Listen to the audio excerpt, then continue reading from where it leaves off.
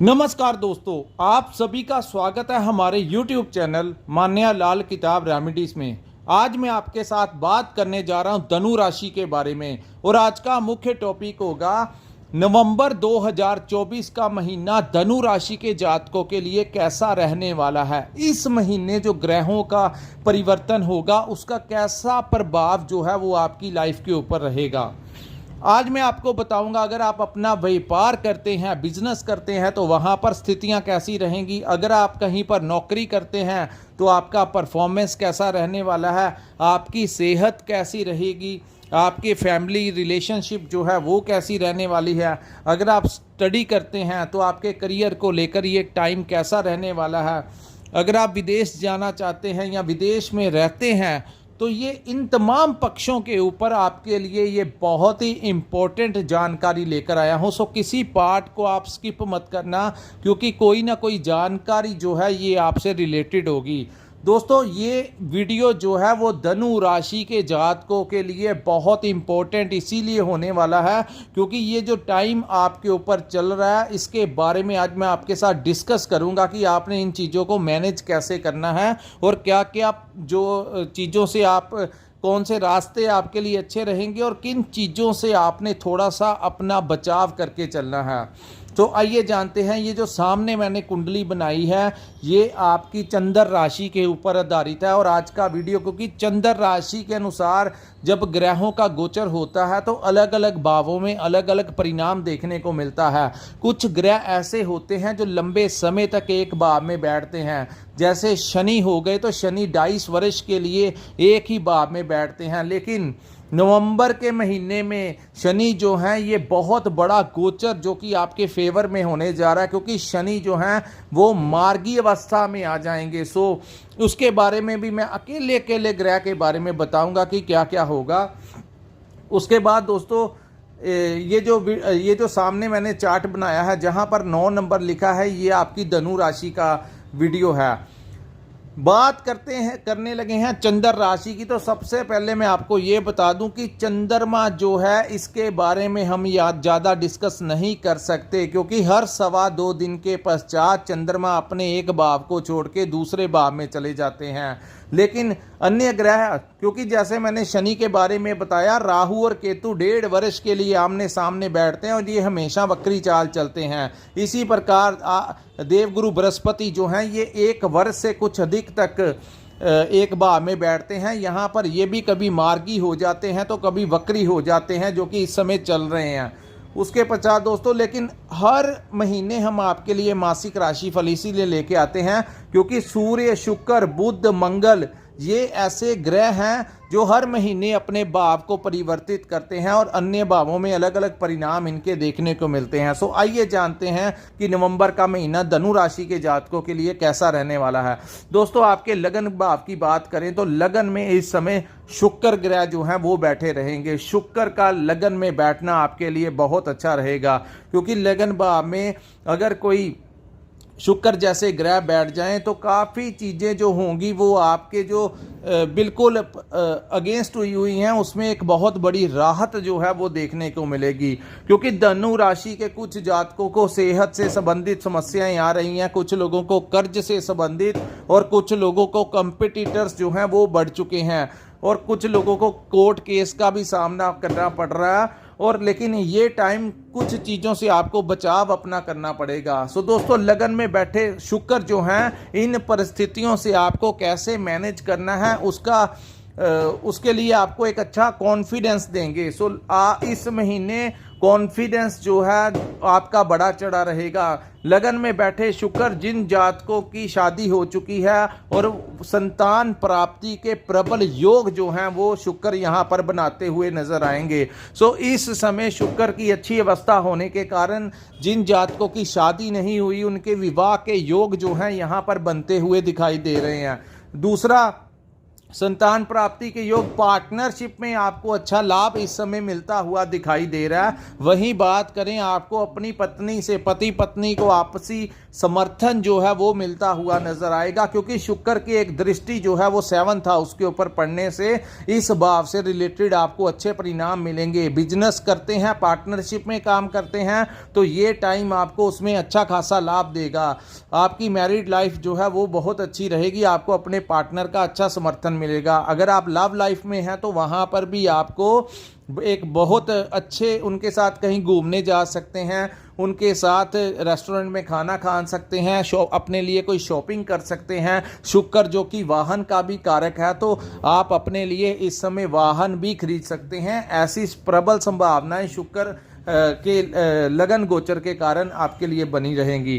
दूसरी बात करें तो शनि के बारे में। दोस्तों, शनि देव आपके इस समय वक्री अवस्था में चल रहे हैं पिछले कुछ महीनों से, जो कि आपके साहस और पराक्रम में कुछ ना कुछ उतार चढ़ाव आपको देखने को मिला। लेकिन सोने पे सुहागा क्या होगा कि 15 नवंबर जैसे ही आएगी, शनि जो है यहाँ पर वो मार्गी अवस्था में आ जाएंगे। तो यहाँ पर जो एनर्जी आपकी कम हो चुकी थी अपने व्यापार में या नौकरी में या कहीं पर भी स्टडी करते हैं, तो उसमें एक अच्छी पॉजिटिव एनर्जी के साथ आप आगे बढ़ते हुए नजर आएंगे। सो साहस और पराक्रम में तो वृद्धि होगी ही होगी। दूसरा, इस समय आपको किसी दोस्त मित्र का भी अच्छा समर्थन मिलता हुआ नजर आ रहा है। किसी दोस्त के कारण, किसी मित्र के कारण, किसी पुराने लिंक के कारण इस समय आपको कोई नया टेंडर मिल सकता है, नया प्रोजेक्ट मिल सकता है। सो यहाँ पर आपको अपने किसी मित्र का अच्छा समर्थन मिलेगा, जिससे आपका आर्थिक पक्ष जो है वो मजबूत होता दिखाई देगा। दूसरी बात, यहाँ पर शनि के बैठने से आपके लिए भाग्य जो आपका साथ नहीं दे पा रहा था, 15 नवंबर के पश्चात आपको भाग्य का भी अच्छा खासा सपोर्ट जो है वो मिलता हुआ दिखाई देगा। उसके बाद हम बात करते हैं राहु के बारे में। तो दोस्तों, राहु जो हैं ये इस समय आपके 4th हाउस में गोचर कर रहे हैं। तो ये अभी इस समय नवंबर के महीने में भी यहाँ पर ही बैठे रहेंगे। ये जो गोचर होता है यहाँ पर हमारी माता की सेहत के ऊपर कुछ ना कुछ दिक्कत खड़ी कर सकता है। तो आपको दूसरा, आपकी माता के साथ कोई आपका विवाद भी करवा सकता है। तो एक तो आपने अपनी माता की सेहत का ध्यान रखना है। यहाँ पर बैठे राहु जो हैं वो उनके मेडिकल ट्रीटमेंट के ऊपर भी आपकी सेविंग जो है सारी खर्च करवा सकते हैं, एक बहुत बड़ा अमाउंट। दूसरा, इस भाव को प्रॉपर्टी का भी भाव कहा गया है। तो प्रॉपर्टी के भाव से रिलेटेड कोई समस्या इस समय आपको ऊपर, सो जो लोग प्रॉपर्टी कंसल्टेशन का काम करते हैं या अपनी कोई प्रॉपर्टी बेचना चाहते हैं या खरीदना चाहते हैं, थोड़ी देर के लिए आपको रुकना चाहिए, क्योंकि भूमि पुत्र मंगल जो हैं वो अष्टम भाव में गोचर कर रहे हैं। सो यहाँ पर क्या होगा, आपके सामने अगर कोई डील आती है प्रॉपर्टी खरीदने की, तो आपने नहीं लेना। हो सकता है कि कोई कम दाम वाली चीज़ आपको ज़्यादा दाम में बेच जाए, बाद में आपको पता चले और बाद में आपको इस चीज़ की परेशानी हो, आपको इरिटेशन हो कि ये इतने की ज़मीन नहीं थी और मेरे से किसी ने ज़्यादा पैसे ले लिए। और अगर आप कोई सामान बेचना चाहते हैं, कोई ज़मीन बेचनी चाहते हैं, कोई प्रॉपर्टी सेल करना चाहते हैं, तो आपको थोड़ा सा धैर्य रखने की ज़रूरत है, क्योंकि आपको ऐसा हो सकता है कि आपकी महंगी प्रॉपर्टी आपसे कोई कम दाम में खरीद जाए, बाद में आपको फिर पता लगे और आपको प्रॉब्लम हो। सो प्रॉपर्टी से रिलेटेड कोई वाद विवाद आपका बढ़ सकता है। आपने ये टाइम जो है शांत रहकर इन चीज़ों से रिलेटेड जो है वो निकालना है। तीसरा दोस्तों, इस भाव को वाहन का भी भाव कहा गया है। सो वाहन चलाते हुए थोड़े सावधानी पूर्वक आपने चलाना है, ड्राइव केयरफुली आपको रहकर चलानी होगी। उसके बाद हम बात करेंगे गुरु के बारे में। दोस्तों, गुरु जो हैं वो आपके 6ठे भाव में बैठे हैं। 6ठा भाव काल पुरुष की कुंडली के अकॉर्डिंगली बुध का भाव होता है। तो यहाँ पर गुरु अच्छा परिणाम नहीं देते। 6ठे भाव में अगर कोई तामसिक ग्रह या कोई उग्र ग्रह, अग्नि तत्व के ग्रह बैठ जाएं तो अति शुभ होता है। लेकिन यहाँ पर जब शुक्र, गुरु, चंद्रमा, बुध यहाँ पर बैठते हैं तो ये टाइम जो होता है, ये भाव होता है कर्ज, रोग, ऋण, शत्रु का भाव होता है। तो कुछ आपने देखा होगा धनु राशि के कुछ जातकों को सेहत से समस्या, जब से गुरु का गोचर यहाँ पर हुआ है, ये मई 2024 के पश्चात सडनली कुछ लोगों को हेल्थ से रिलेटेड जो है वो समस्या आ रही है। सो आप लोगों को ज़्यादातर, आप किसी भी एज के मैटर रखते हो दोस्तों, यहाँ पर सबसे ज़्यादा इंपॉर्टेंस रखता है कि आपके ऊपर किस ग्रह की महादशा और अंतरदशा चल रही है। वो ग्रह जिस भाव में बैठे होते हैं उन भावों से ज़्यादा रिलेटेड परिणाम देखने को मिलते हैं। लेकिन इस समय आपको अपनी हेल्थ से रिलेटेड बड़ा ही सतर्क रह के चलना होगा, क्योंकि जिस भाव में गुरु बैठे हैं ऐसे समय में आपकी सेहत के साथ कुछ दिक्कत आ सकती है। सो आपको अपनी डाइट का और डेली रूटीन में आपको एक्सरसाइज करनी चाहिए ताकि गुरु यहाँ पर कोई सीरियस अफेक्ट आपको ना दे दें। सो आप लोग थोड़ा सा अवेयर रहकर अपने हेल्थ के प्रति कॉन्शियस रहें। दूसरा, जिन लोगों का कोई कोर्ट कचहरी की समस्या है उन लोगों को चाहिए कि कोर्ट के बाहर ही अगर सॉर्ट आउट होता है तो वो करवा लेना, क्योंकि गुरु जो हैं वो इस समय छठे भाव में बैठे हैं। सो आपको वहाँ पर कोई परेशानी जो है वो मिल सकती है, क्योंकि सूर्य जो हैं वो भी 15 नवंबर तक अपनी नीच राशि तुला में रहेंगे। सो कोर्ट से संबंधित समस्याओं का सामना करना पड़ सकता है। दूसरी बात, आप अगर व्यापार करते हैं या नौकरी करते हैं तो आपको ऐसा एहसास होगा कि कॉम्पिटिटर्स जो हैं वो आपके बढ़ गए हैं। आपको अपने ऑफिसर्स का सपोर्ट नहीं मिलता हुआ यहाँ पर दिखाई देगा। उसका मुख्य कारण है कि गुरु छठे भाव में है। तो यहाँ पर भी आपको थोड़ा सा धैर्य रखकर चलना होगा। किसी से जो हाई अथॉरिटी वाले हैं इनसे कुछ गलत शब्दों का इस्तेमाल मत कीजिए, अन्यथा आपको बाद में व्यापार में भी दिक्कत आएगी और वहाँ पर भी आपको ऐसा लगेगा कि आपके राइवल्स जो हैं वो बढ़ गए हैं और बचत कम हो रही है। ऐसी समस्या आपको हो सकती है। अगर आप कोई टेंडर लेते हैं, कोई सरकारी काम करते हैं, वहाँ पर भी आपकी पेमेंट इस समय फंस सकती है और आपके कार्यों की जो गति है उसमें कहीं ना कहीं आपको कमी थोड़े दिनों से देखने को मिल रही है। दूसरी बात, यहाँ पर भी आपको आपके जो सीनियर ऑफिसर्स हैं उनका सपोर्ट इस समय नहीं मिलता हुआ नजर आएगा। सो किसी प्रकार के वाद विवाद में किसी के साथ पड़ने की ज़रूरत नहीं है। ये टाइम आपको थोड़ा धैर्य रखकर ही निकालना होगा। तीसरा, इस समय अगर आप लोन लेना, कुछ लोगों को कर्ज से रिलेटेड परेशानी का सामना करना पड़ सकता है। यहाँ पर वो कर्ज से रिलेटेड परेशानी देते हैं। अगर आप अपने लिए कोई लोन लेना चाहते हैं तो लोन तो आपको मिल जाएगा, लेकिन अपना लोन अमाउंट उतना ही रखना जो बाद में आपको दिक्कत दे। इतना ज़्यादा कर्ज नहीं लेना आपने। सो इन चीज़ों से थोड़ा सा आपको ध्यान रखना पड़ेगा। उसके बाद दोस्तों बात करेंगे मंगल ग्रह के बारे में। मंगल जो है पूरे महीने आपके अष्टम भाव में गोचर करेंगे। आपके पंचम भाव के स्वामी और आपके विदेश भाव के स्वामी अष्टम भाव में गोचर करने से दोस्तों यहाँ पर आपको अपने हेल्थ से संबंधित थोड़ा सा ध्यान रखना होगा। बड़े भाइयों के साथ आपका कोई विवाद हो सकता है। यहाँ पर अष्टम भाव में मंगल आने से आपके चलते हुए कामों में कुछ ना कुछ परेशानियों का आपको सामना करना पड़ सकता है।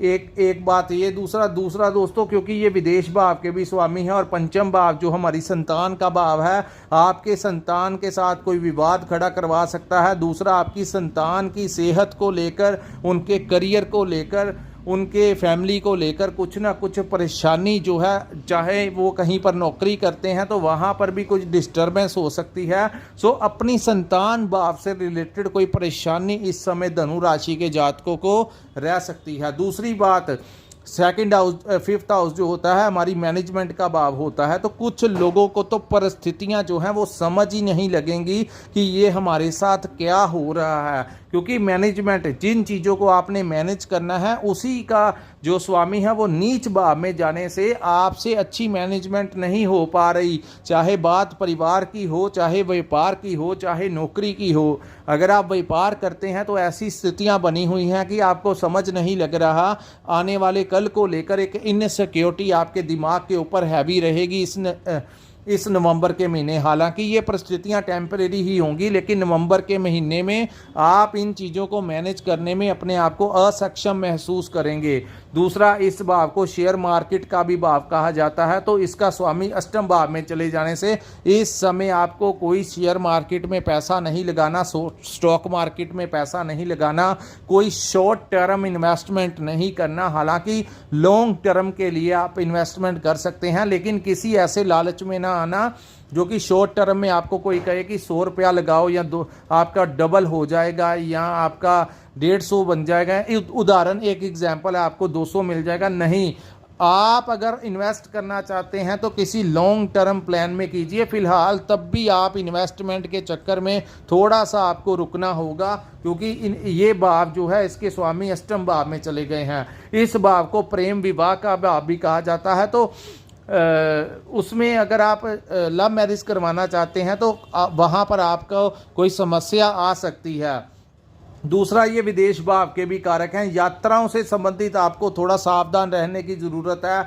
दूसरी बात, इस भाव को विदेश का भाव से जो लोग विदेश जाना चाहते हैं उनको थोड़ा सा धैर्य रखना होगा, ट्रैवलिंग नहीं करनी इस समय ज़्यादा आपको। दूसरी बात, जो लोग विदेश में रहते हैं वहाँ पर अगर आपने कोई PR या सिटीजनशिप के लिए अप्लाई किया हुआ है या वहाँ पर नौकरी या व्यापार कर रहे हैं, तो वहाँ पर भी कोई समस्या जो है धनु राशि वालों को परेशान कर सकती है। जो लोग अपने जन्म स्थान से दूर रहते हैं उन लोगों को कुछ समस्याओं का सामना करना पड़ सकता है, लेकिन आपको धैर्य बनाए रखना होगा, क्योंकि ये जो टाइम होगा ये टेम्परेरी होगा। उसके बाद नवंबर महीना जैसे ही निकलेगा आपके लिए समय जो है वो ग्रह अपने भाव को परिवर्तित करके आपके लिए फिर सारे सर्कमस्टेंसेस काफ़ी हद तक ठीक हो जाएंगे।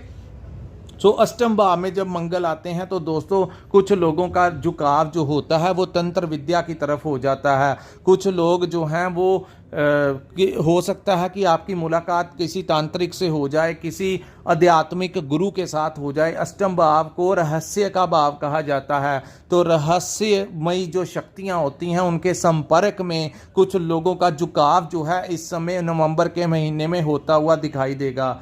उसके बाद दोस्तों यहाँ पर बात करेंगे केतु ग्रह के बारे में। केतु जो हैं वो आपके पंचम भाव कर्म भाव में गोचर कर रहे हैं, जिसके कारण कुछ लोगों को समस्याओं का सामना करना पड़ रहा है अपने वर्क प्लेस के ऊपर, क्योंकि राहु की एक दृष्टि जो है वो आपके 10th हाउस के ऊपर पड़ रही है। लेकिन अब गुरु वक्री की दृष्टि जो है यहाँ कर्म भाव के ऊपर पड़ने से कर्म भाव से रिलेटेड जो परेशानियां आपको चल रही थी आपके व्यापार में, आपकी नौकरी में, तो वो परेशानियां धीरे धीरे करते हुए आपके परिस्थितियां काफ़ी हद तक धीरे धीरे करके आपकी फेवर में आएंगी। लेकिन ये नवंबर के महीने में आपको काफ़ी उतार चढ़ाव का सामना करना पड़ेगा, तो क्योंकि बहुत बड़े जो ग्रह हैं वो इस समय आपकी फेवर नहीं कर रहे। एक तो आपकी राशि के स्वामी ही छठे भाव में हैं, दूसरा मंगल जैसा ग्रह भी अष्टम भाव में पूरे महीने रहेगा।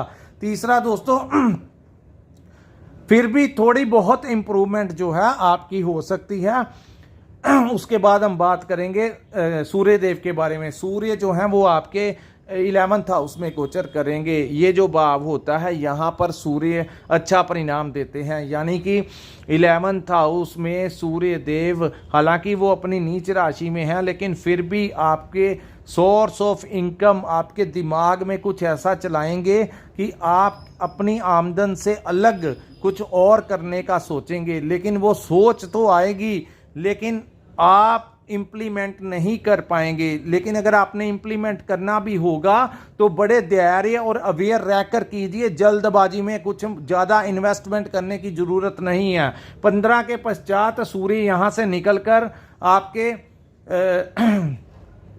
12th हाउस में चले जाएंगे। यहाँ पर सूर्य आपके लिए ठीक परिणाम देंगे, क्योंकि 12th हाउस में जब सूर्य जाते हैं तो दोस्तों यहाँ पर आपको कोई मान सम्मान मिल सकता है। यहाँ पर आपके लिए अगर आप कम्युनिकेशन का काम करते हैं तो वो कंसल्टेंसी देते हैं, क्योंकि सूर्य बुध की युति बन जाएगी जिसको बुध आदित्य योग कहते हैं। लेकिन वो युति जो है आपके 12th हाउस में बढ़ने से आप मार्केटिंग का काम करते हैं तो फायदा होगा। अगर आप कस्टमर्स को डील करते हैं तो वहां पर आपको फायदा होगा, क्योंकि कम्युनिकेशन के जरिए वो लेकिन यहाँ पर आपका धन का फ्लो जो है वो बना रहेगा, यानी पैसा तो आएगा लेकिन खर्च जो है वो नियंत्रण के बाहर हो जाएगा। सो आपको अपने खर्च जो हैं उसके ऊपर ध्यान देना होगा। कुछ लोगों के खर्च तो ईएमआई भरने में निकल जाएंगे, लेकिन कुछ लोगों के जो खर्च होंगे वो नियंत्रण से बाहर हो जाएंगे। आपको समझ नहीं आएगा कि पैसा आ रहा है लेकिन सेव कुछ नहीं कर पा रहे,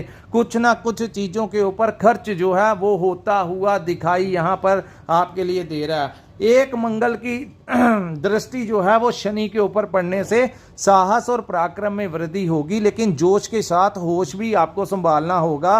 कहीं ज़्यादा एक्साइटमेंट, क्योंकि शनि वहाँ पर आपकी ऊर्जा को बढ़ाएंगे, लेकिन कई बार इंसान ऊर्जा में आकर जोश में आकर होश खो देते हैं। क्योंकि मंगल की दृष्टि भी शनि के ऊपर होगी तो काफ़ी हद तक आपको थोड़ा सा यहाँ पर जोश के साथ साथ होश संभाल के ही काम लेना है, तभी आप हर परिस्थिति को मैनेज कर पाएंगे।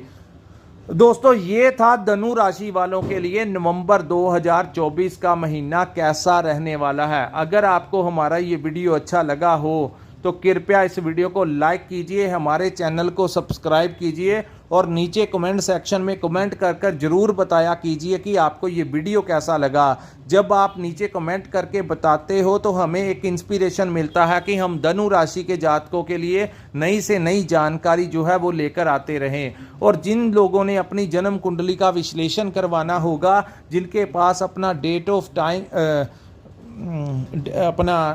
बर्थ, अपना जन्म तिथि है और समय है, वो हमारे साथ आप संपर्क कर सकते हैं। स्क्रीन के ऊपर जो नंबर दिया है आप वहां पर संपर्क करके अपनी कुंडली की पूरी जानकारी ले सकते हैं। अपने आने वाले कल के बारे में सब कुछ जो है वो आप परिस्थितियों को कैसे करना है वो सारा कुछ आप हमारे से मार्गदर्शन करवा सकते हैं। तो दोस्तों, ये था धनु राशि वालों के लिए। अगर यहीं पे हम अपनी वीडियो को विराम लगाते हैं। नमस्कार, जय माता दी।